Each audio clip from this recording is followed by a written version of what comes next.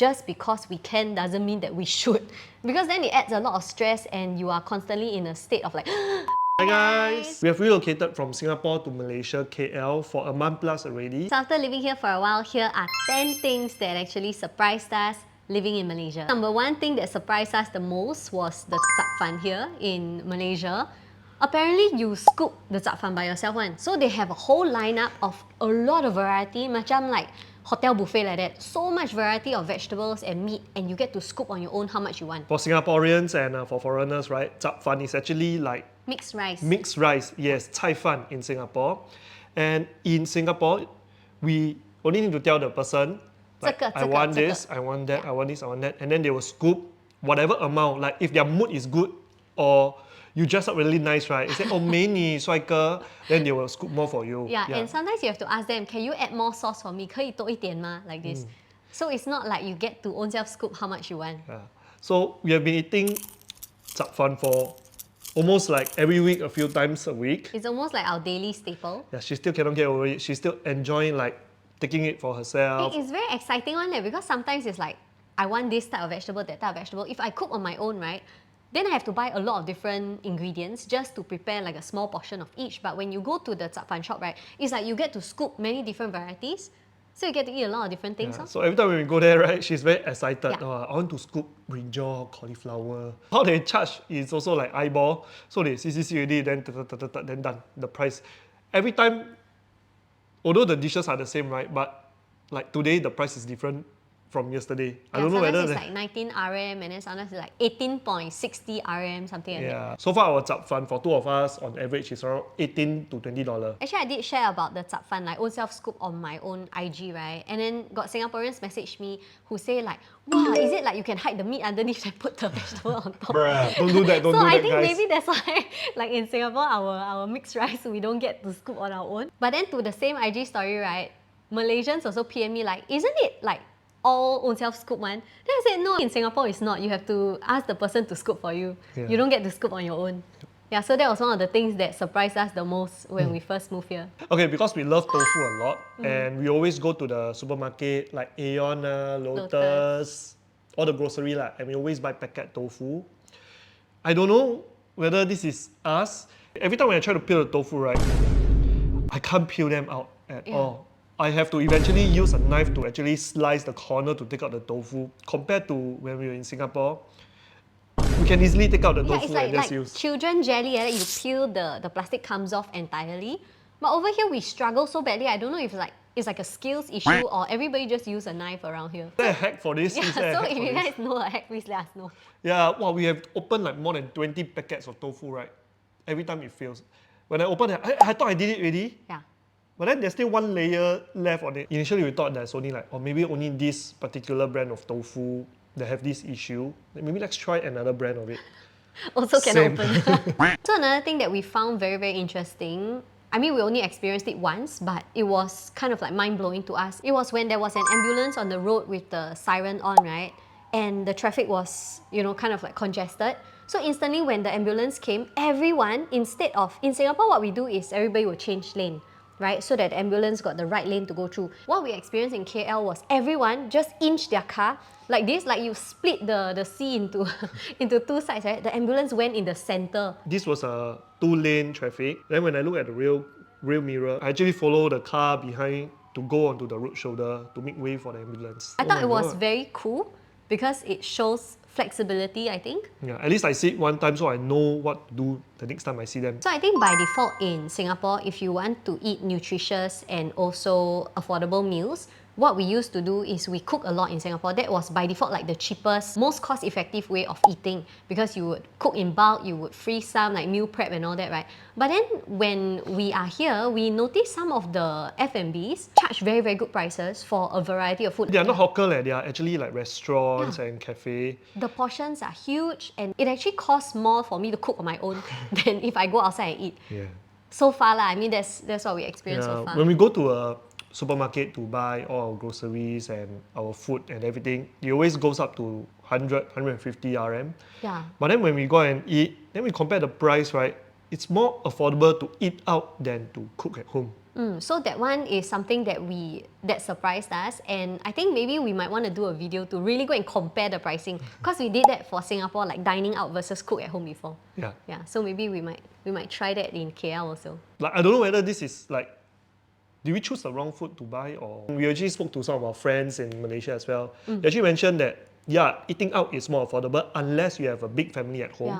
Then you can buy and cook. I think the number 5 will be traffic. I thought our Singapore traffic is really bad really. During peak hour. During peak hour. The car ownership in KL is a lot higher than it is in Singapore. So a usual traffic from A to B, if it's not peak hour, it takes around 20 minutes for us to reach there. But when we come back, right, just nice it's peak hour. So it goes up to 1 hour jam. So that was one of the things that a lot of people told us, oh, KL traffic is bad, KL traffic. But as a tourist, you don't really feel it. Unless you stay here for a period of time and every day you drive, right? Then you're like, oh yeah, KL traffic is kind of bad.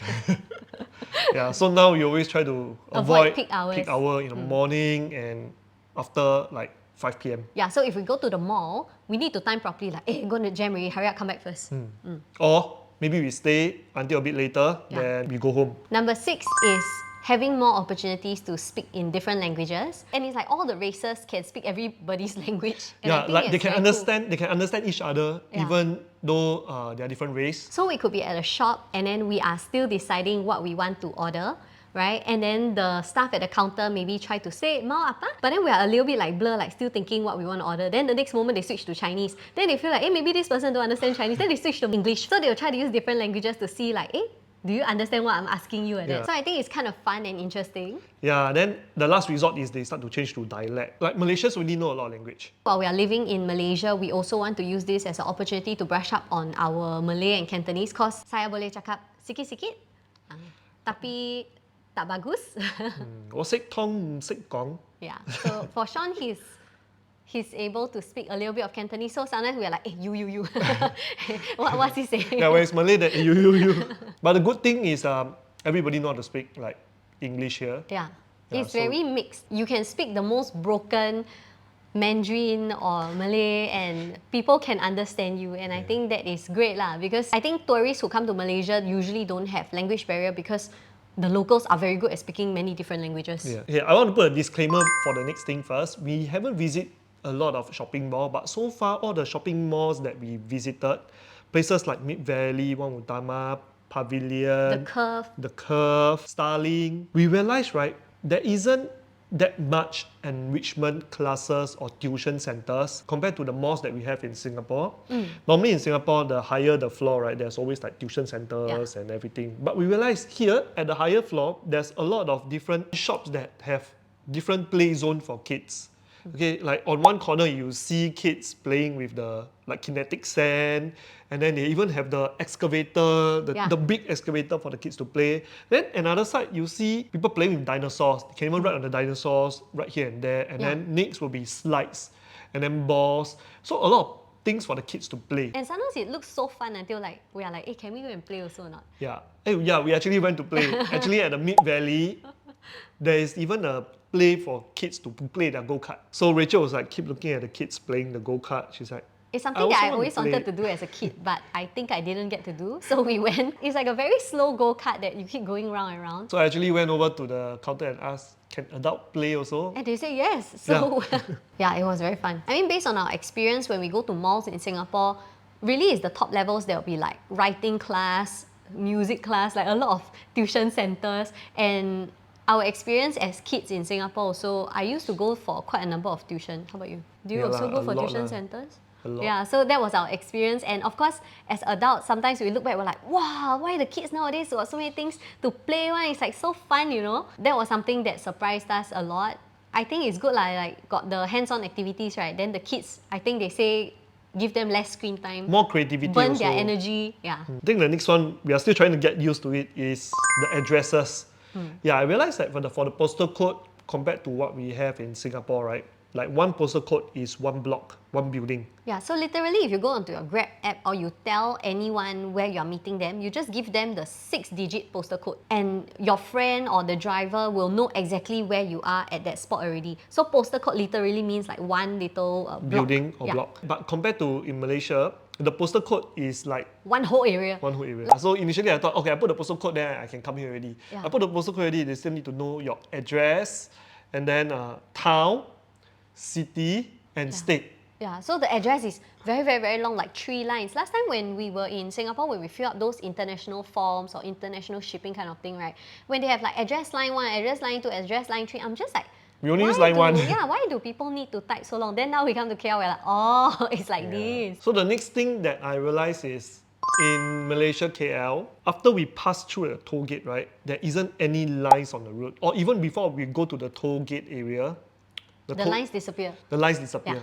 So the first time when I drive, right, yeah, we got a bit scared because suddenly the line all disappear. Then I don't know which to follow. Then all I do is I follow the car in front, and then I realized the car in front actually go to Smart Tag, which I don't have.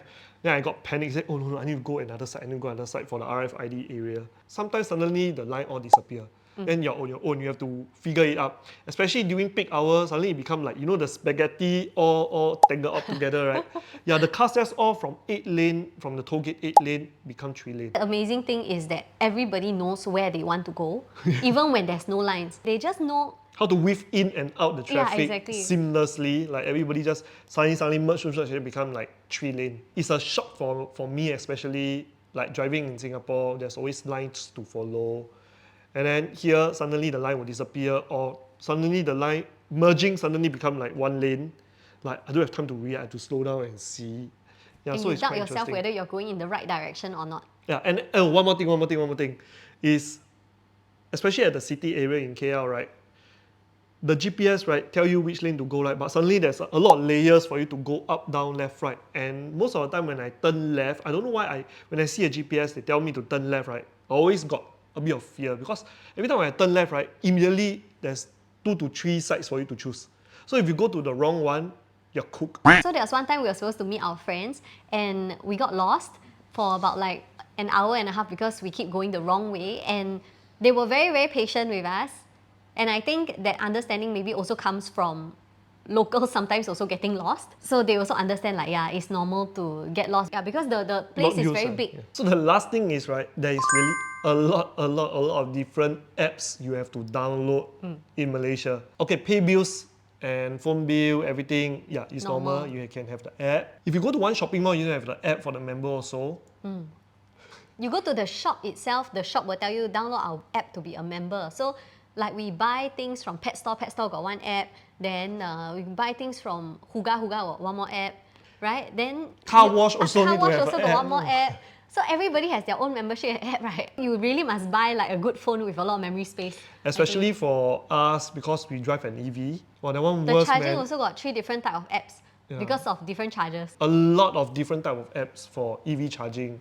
Like I hope one day they can all like merge into one, right? That you can just use once and for all. So these are just some of the things that we experienced personally after living here for 1 month plus. And living here, I think really has helped us to shift our mindset a bit and make us slow down our pace. I was trying to reflect like how come we will have this change? Is it like instantly you move to a different country, this will happen? But I think it also has to do with the space. Because KL itself, not even whole of Malaysia, KL itself is already so big, right? To go from one place to another, the commuting takes time, you know. So throughout the whole day, if I need to plan something, I can only put in like 1 to 2 things to do that day. And plus also we will get lost, you know. Sometimes like when we drive, we'll get lost. So in a way, we will not try to pack too many things in one day because we know that we might get lost or because the place is big, commuting takes time. But then in Singapore, because to get from one place to another is like 15 minutes, 20 minutes. So I think the habit that we built in Singapore was morning I wake up, I gotta do this, then after that got this, and then after that lunch, and then I got a meeting, then I gotta do this, and I run errands, So everything stacks up in a day. And one of the things I realized was just because we can doesn't mean that we should. Because then it adds a lot of stress and you are constantly in a state of like, go ahead, do finish everything. Yeah, I think in the past in Singapore, our calendar on our phone, right, is every single day they are packed with a lot of stuff. Yeah, It was we'll try to put in, and we feel like if we don't put in, we are very unproductive. Yeah, it was until like when we are here, right, we always ask each other, hey, tomorrow need to do what? Then we just try to tomorrow? put like 1 to 2 things important things, and then the not so important, we're like, okay, never mind, we push to the next day lor, we push to the next day. I think that is something that we realize our habits changed here lah when we're in KL. And also I find that we also learn to appreciate more on the nature. I mean, the sky is for everyone to see. The sunset, the sunrise is so beautiful. And then the nature. And especially even when you're driving, right, we are stuck in the jam, right? The view of the mountain is so nice as well. So we learn to like, oh, yeah, jam 1 hour, but maybe we enjoy the view, listen to the music. I think it's a mindset shift. And for us, it took us moving out of our environment to actually realize new things. So I think that's why sometimes a change of environment can be good for people.